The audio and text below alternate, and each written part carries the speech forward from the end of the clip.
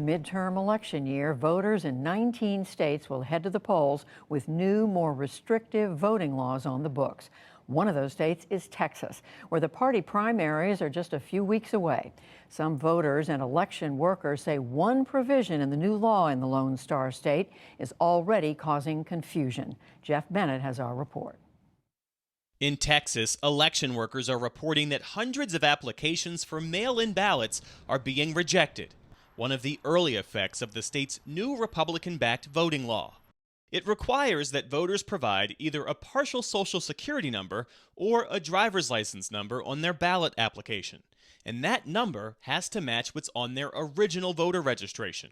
The problem is, most people don't remember what form of ID they initially provided, especially older voters who registered decades ago. And that's not the only thing causing confusion, says Jessica Huseman, editorial director of VoteBeat.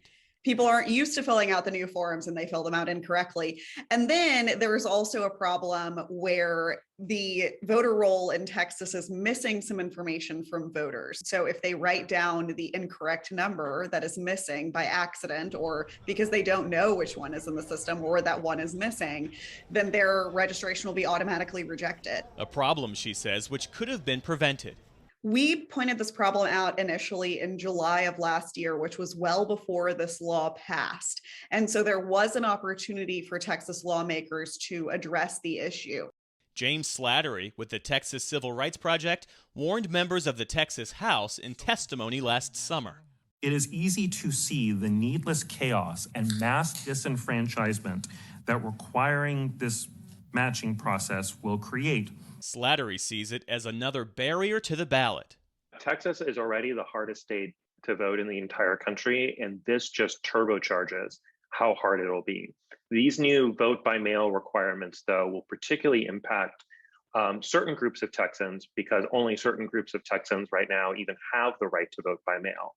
So in particular, people who are 65 and older have the right to vote by mail in Texas and use it in large numbers.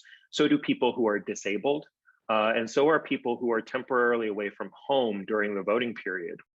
Is this voter suppression by design, or is this just benign negligence on the part of lawmakers who failed to heed warnings from folks like yourself? It's hard not to see this as a feature rather than a bug. There is, I think an element of bureaucratic malpractice here too, just because the state's election infrastructure is so underfunded already that when you put a new 76-page bill on top of it, it's going to be bad regardless.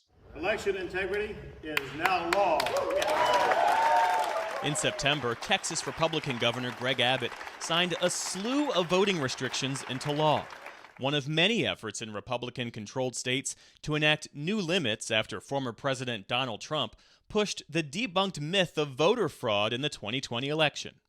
The U.S. Justice Department has since sued Texas over the law, arguing that it disenfranchises voters.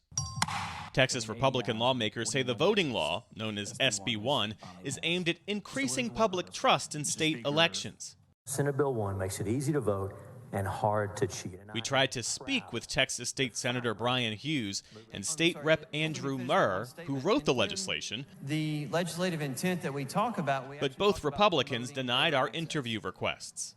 It's not just voters who are frustrated by this new process. It's also election workers who are frustrated that they can't help voters fix their applications because the law now prohibits them from doing so. Absolutely. And I think we've seen that pretty open annoyance by the local clerk's office with the Texas Secretary of State's office over this issue. Dana Desboivois is the Travis County clerk. She served in county government for 40 years.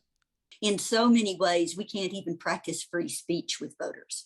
You can't call them back to cure a problem with their application or their ballot because that's seen as promoting by-mail voting, when all we really want to do is figure out what their new correct identification number should be. Just to be passively helpful with voters, we shouldn't be so hamstrung in that sense. A violation carries a mandatory minimum of 6 months imprisonment and a fine of up to $10,000. This is voter suppression.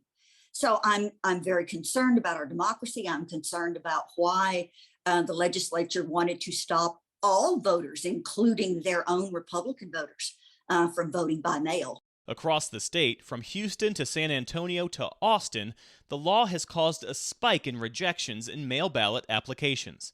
Travis County, home to Austin, normally rejects 1 to 2% of ballot applications. Currently, officials say it's about 6 to 7%.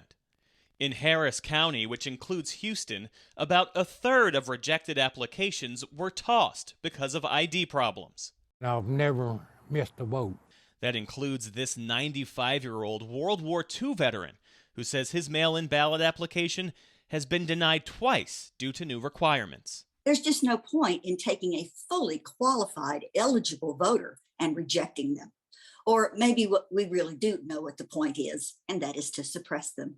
What should voters do in the meantime?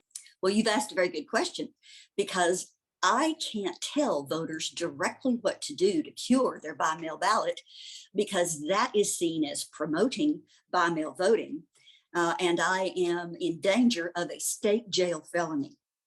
Now, what other people, friends, the media, everybody else can and is saying, the cure for that kind of a problem is to include both numbers on the application, the last 4 digits of your Social Security number and your driver's license number.